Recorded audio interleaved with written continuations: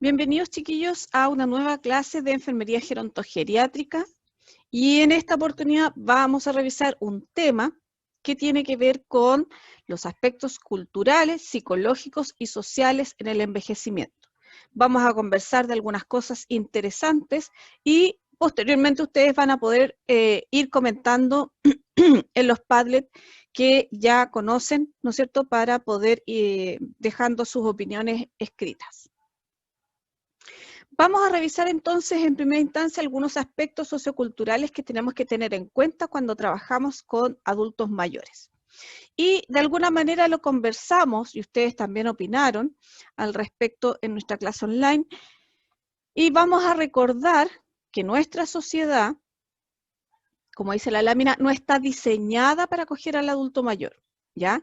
En términos generales, es una sociedad de jóvenes y posee características que evitan la inclusión espontánea del adulto mayor. Y esto tiene que ver con los avances tecnológicos, los cambios socioculturales, y también tiene que ver con que hubo en algún momento una alta mortalidad en los adultos, por lo tanto la cantidad de adultos mayores que teníamos disminuyó drásticamente. Por lo tanto, la gente, de alguna manera, las personas perdieron, si ustedes quieren ponerlo de alguna manera, la costumbre de tener adultos mayores dentro de una sociedad que fuera inclusiva, que fuera completa y que además tuvieran un rol importante. Algunas características de la sociedad que tenemos en este momento, y esto es un análisis que ustedes mismos también pueden ir haciendo, en realidad en relación al adulto mayor. Tenemos una sociedad que es, en primer lugar, altamente competitiva. Hay una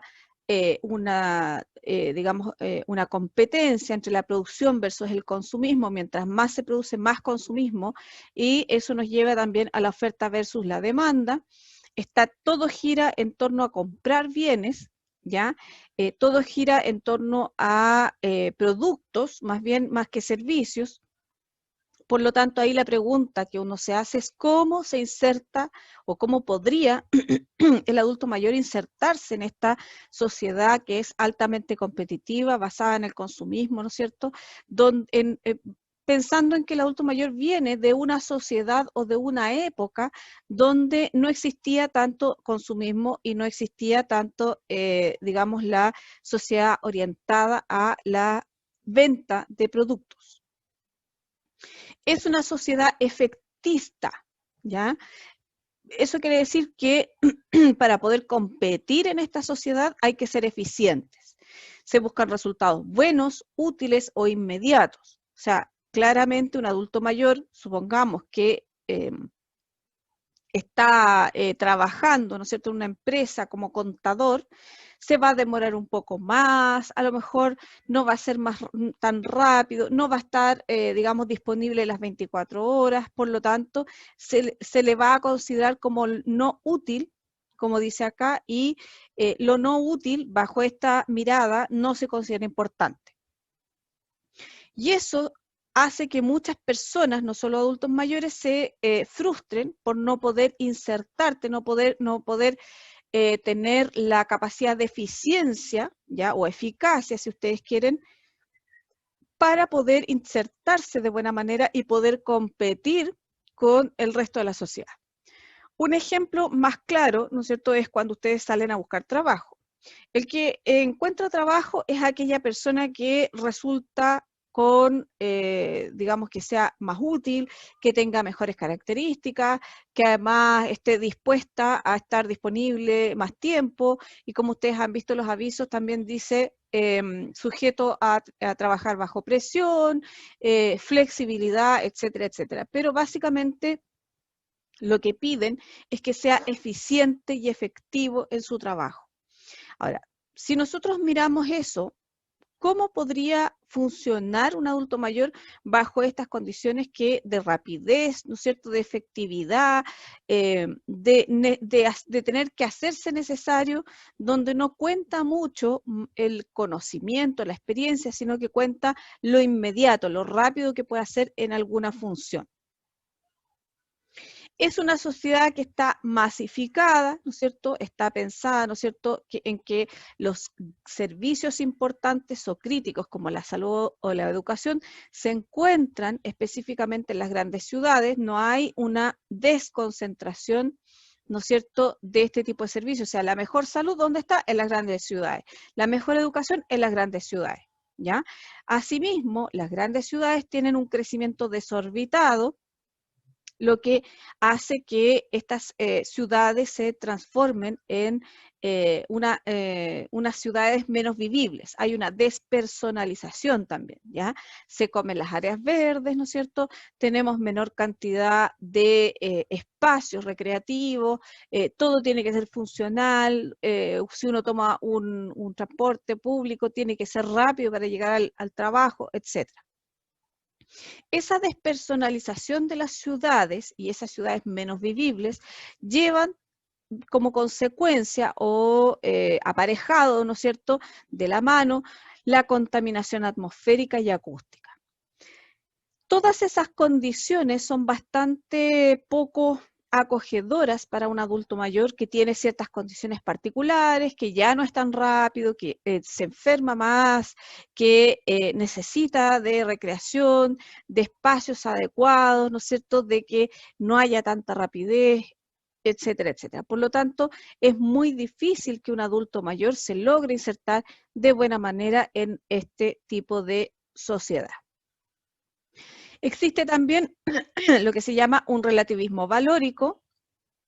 Antiguamente, ¿no es cierto?, estamos hablando del siglo pasado o el antepasado, si ustedes quieren, los valores eran considerados universales, pero actualmente existe una mutación de esta universalidad al relativismo moral, ¿ya? O sea, todo lo que uno dice que es como valores, como la verdad, la justicia, la honestidad profesional, la responsabilidad laboral, el amor, la sexualidad, son relativos, ¿ya? Cuando uno forma pareja, por ejemplo, ya el amor como que queda de lado, ¿no es cierto? Y uno empieza a pensar si es que esa persona me conviene, no me conviene, me hace sentir bien, más que si yo estoy enamorada o si hay un sentimiento común, digamos, concreto.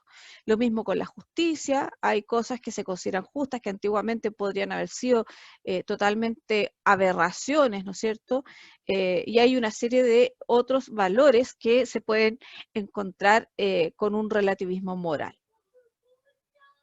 La sociedad es altamente acelerada, ¿no es cierto? Vamos a tener transformaciones tecnológicas, sociales, políticas, económicas, culturales. Podríamos pensar también entre, digamos, signos de interrogación si es que hay transformaciones morales, o sea, estamos cambiando como sociedad, lo que antes nos espantaba, ahora ya no. Y aquí, por ejemplo, un ejemplo bastante claro es el uso de falda o de minifalda. ¿Ya? Los años 50 la norma social era que las mujeres usaran falda hasta los tobillos, ¿no es cierto? O a 3/4 de la pierna, que no podían mostrar las rodillas, etcétera, etcétera. Pero ahora ustedes ven que prácticamente usan algo que solamente les tapa, digamos, las partes privadas, como dirían los niños, ¿no es cierto? Solamente un poco más abajo de los glúteos y sería todo lo que hay en falda. Entonces ya nadie se escandaliza por eso, ya nadie presenta demandas ni ninguna otra cosa por eso, y eso significa que probablemente también hay una transformación moral. Hay un síntoma psicosociológico que se denomina el shock del futuro. ¿Ya? Y el shock del futuro es una especie de miedo de muchas personas a quedar atrasadas, a no vivir en el presente, sino alejadas del futuro. ¿Ya? Por ejemplo, esa gente que está siempre comprando la última tecnología o que piensa que ya no sabe lo mismo de tecnología que antes o cree que lo que hace ya no va a ser útil en un futuro, son personas que están con este shock del futuro. No todas las personas son capaces de encajar serenamente en esa realidad, lo cual les produciría un cierto shock o una desadaptación. ¿Ya? Hay personas que ustedes van a ver también que reniegan absolutamente el uso de la tecnología. De hecho, todavía yo he conversado con algunos adultos mayores que piensan que estos son elementos endemoniados, ¿no es cierto? Y que están poseídos por el demonio y qué sé yo, cosas de ese estilo, pero básicamente tiene que ver con ese shock o esa desadaptación que se produce por estos rápidos cambios tecnológicos que se producen en las personas, en la sociedad también. La sociedad de familia nuclear, ¿no es cierto?, ya ha ido cambiando también. Tenemos que antiguamente existía la familia extensa, ¿no es cierto?, como donde el abuelo, el adulto mayor, era una figura importante en esa transmisión de cultura y él se sentía importante. Si ustedes miran sociológicamente hacia atrás, las tribus, ¿no es cierto?, de aborígenes, generalmente tenían lo que se llamaba un consejo de ancianos, o las mujeres mayores eran las que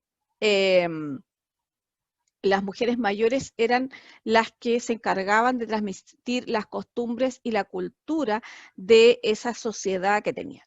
En la sociedad actual no hay espacio para este tipo de familia y esta se ha reducido al núcleo mínimo de padres e hijos, y ojalá los hijos que sean uno o dos, ¿no es cierto? Y existe, ustedes saben, igual hay familias con muchos hijos que también no se pueden tener disminuido este rol del adulto mayor dentro de esa familia. Se ha prolongado la vida cronológica, la gente vive más tiempo que antiguamente, ¿no es cierto? Y la adolescencia también es más larga que antes, ¿ya? No se ha resuelto el modo de vida, o sea, el cómo vivir estos años de prolongación. Y eso significa varias cosas. Una, no hay un sustento económico que permita que estos adultos mayores que ya no van a estar insertos en el ambiente laboral, ¿no es cierto?, puedan sobrevivir con las pensiones que tienen, porque nadie pensó que iban a vivir hasta los 115, 120 años. O sea, nadie se imaginó esos años de vida. Ya en el siglo pasado la gente se moría a los 65, ya era un adulto mayor casi decrépito, ¿ya? Por lo tanto, hay un montón de cosas que no están resueltas en el cómo estos adultos mayores van a poder vivir con una buena calidad de vida estos años que siguen a lo normal. Y en ese momento existe, o los adultos mayores generalmente hacen un balance de vida, ¿no es cierto?, donde empiezan a mirar hacia atrás y ven todo lo que han hecho con su vida y se fijan si es que han hecho cosas buenas, han hecho cosas malas, y comienza este sentimiento de no estar satisfecho con todo lo realizado, y eso lleva a otros síntomas psicológicos importantes que los vamos a ver más adelante. La sensibilidad y la solidaridad es otro aspecto que ha ido cambiando, y aquí vamos a destacar que muchos jóvenes y también adultos tienen clara conciencia de la igualdad básica entre todos los seres humanos, sean hombres o mujeres, o de la raza y condición social que sean, sobre todo los jóvenes, ya que son más altruistas, están con esta conciencia social un poco más importante, etcétera. Hay una toma de conciencia respecto a la defensa de los derechos humanos en general y de los derechos de la mujer en particular.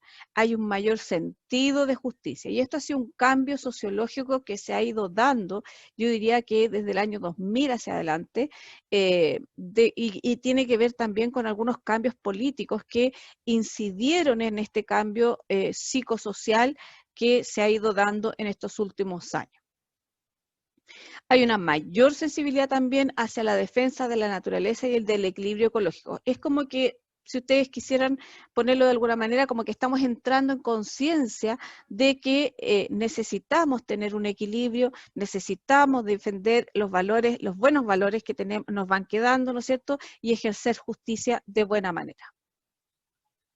Con esto terminamos esta primera parte de este video, y vamos a seguir a continuación con lo que viene en relación a este tema de lo psicosocial, y les solicito, si quieren opinar, pueden hacer alguna columna en el Padlet del adulto mayor para que ustedes puedan ir escribiendo algunos comentarios en relación a esta clase.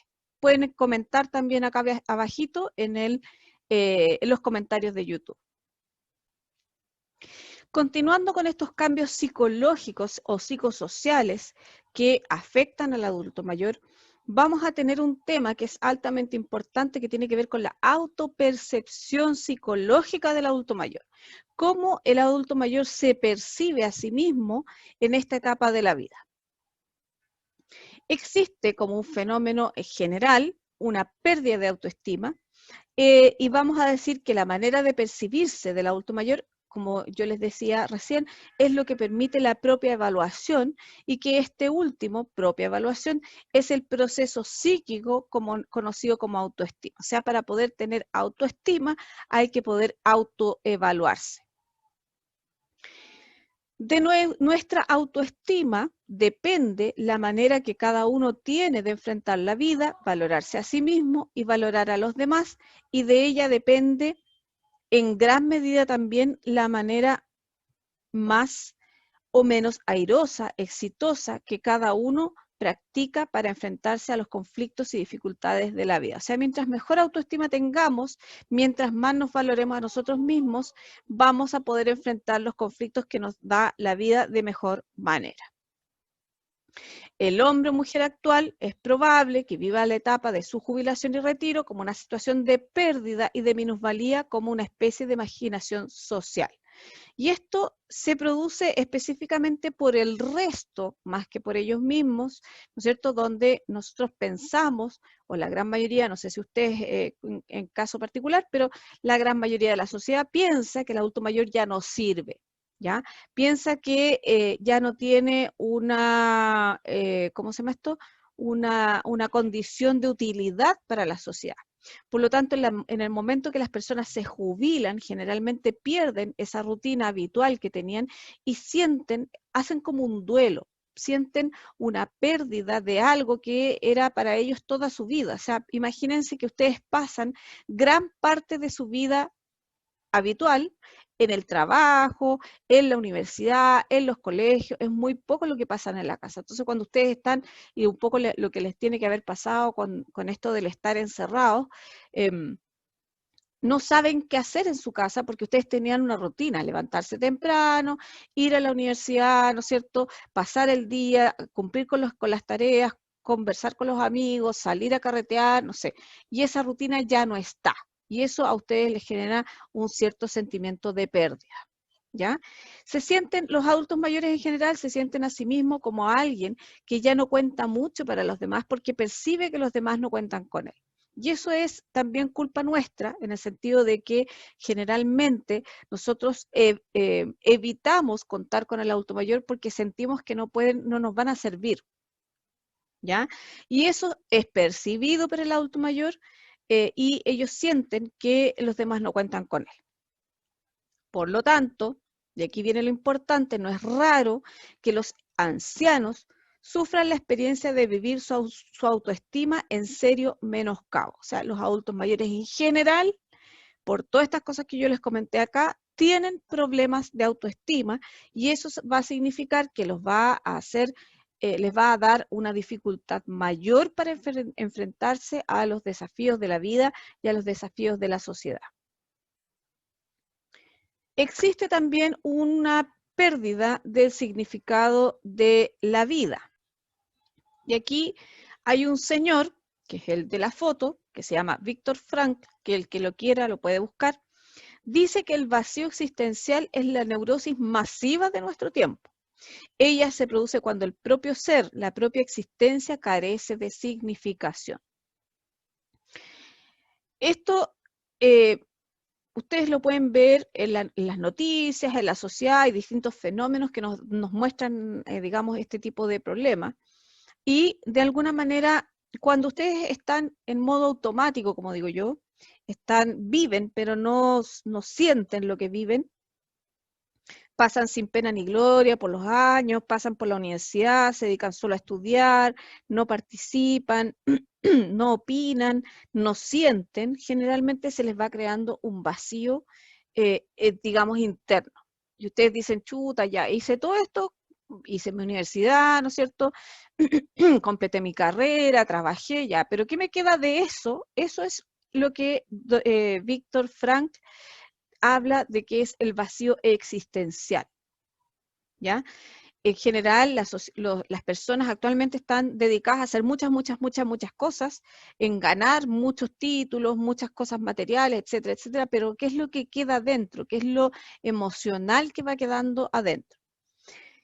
Y eso, a su vez, dice, como dice la lámina, una vivencia tal acerca del propio yo puede desencadenar una serie de síntomas depresivos. Probablemente a ustedes no les haya pasado todavía que se cuestionen por qué están aquí, qué les quedó de tal o cual experiencia, etcétera, etcétera, pero los adultos mayores cuando empiezan a cuestionarse, ¿no es cierto?, y sienten que su vida ha sido más bien vacía, que no han hecho cosas que le hayan llenado emocionalmente, ¿ya?, tienden a desencadenar esta serie de síntomas depresivos. Ahora, ¿qué es lo primero? ¿La depresión o la pérdida del sentido de la vida? Esta experiencia negativa de sí mismo, que es este examen anterior de mi vida anterior, ¿no es cierto?, donde yo siento un vacío, ¿ya? No se aprecia en personas mayores y ancianas que sean más intelectuales o que permanezcan mentalmente activas, porque en ellas ellas también tienen la capacidad de enfrentarse a la muerte con mayor serenidad, ¿ya? O sea, las personas que leen, las personas que estudian, las personas que se instruyen, las personas que van creciendo intelectualmente, generalmente van generando más herramientas emocionales para enfrentarse a la vida y con esto son capaces de darle un sentido a esta etapa de la vida y evitan caer en la depresión o en la pérdida del sentido de la vida. Eso tiene que ver también con la reserva cognitiva, de lo cual vamos a hablar más adelante. La pérdida de la facilidad de adaptación. Hay un fenómeno, ¿no es cierto?, que tiene que ver con la motivación o los refuerzos sociales, ¿ya? Donde el anciano pierde esa motivación o esa, digamos, sentido de la vida y no tiene herramientas. Y esas herramientas que pierde le evitan que se adapte a las diversas, a las diversas exigencias de la sociedad, ¿ya? Las mejores herramientas son las motivaciones, que pueden ser internas o externas, y los refuerzos sociales.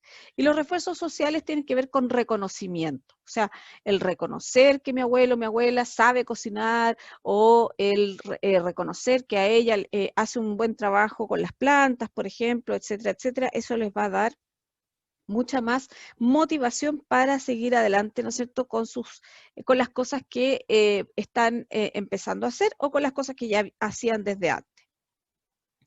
Como dice la lámina también, es difícil adquirir hábitos nuevos y por lo tanto adaptarse a las nuevas circunstancias. Y también, como dice acá, sin motivación no tiene sentido la vida. Y eso nos va a pasar a todos y a toda edad. La agresividad y la fácil irritabilidad verbal o gestual que muestran algunas personas mayores podría estar relacionada con este sentimiento de la propia difícil adaptación. O sea, cuando las personas mayores no logran adaptarse, se ponen un poco más agresivas o irritables. ¿Ya? Tiene que ver con, es un sentimiento, como dice acá, que se va agravando por la pérdida de autonomía económica sufrida por muchos ancianos. El ejemplo más clásico es cuando los abuelitos, los adultos mayores, los ancianos, empiezan a perder la audición, ¿ya? Y uno les habla una vez, les habla dos veces, les habla tres veces, al final les grita en el oído y ellos se sienten como que no entienden por qué les están gritando si, según ellos en su percepción, sienten que escuchan perfecto. Entonces ellos van teniendo ese sentimiento de agresividad y se irritan más fácil. ¿Por qué? Porque me estás gritando, si yo escucho perfecto, pero no entienden que ya no escuchan igual que antes.